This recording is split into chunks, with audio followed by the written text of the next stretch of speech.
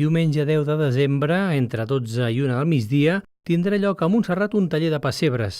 A les places de Santa Maria, membres de l'agrupació de pessebristes d'Olot i Garrotxa donaran pautes per muntar el pessebre.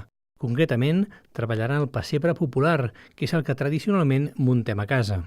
Catalunya té dues formes de palesar el pessebre. És el pessebre popular, que és el que tenim a les cases, que munta qualsevol persona, que no té la proporció de l'estètica, i que és el diorama, que des de 1955 o 1935 del segle passat es va començar a crear, que és aquell que l'artista crea artísticament, o sigui, en els seus valors, diguem, el que era abans el teatrillo, ho palesa dintre una caixa, i és el que veiem normalment a les exposicions de per tot arreu.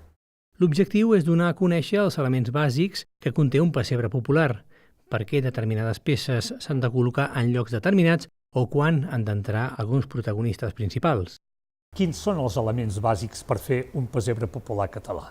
O sigui, donarem a conèixer el que és les figures, les bàsiques, o sigui, farem com una desfilada de models del que són les figures, i farem una desfilada de models del que són els elements, el pou, la cova, quins són els bàsics. I a partir d'aquí, doncs, o sigui, que cadascú sàpiga on col·locar cada personatge.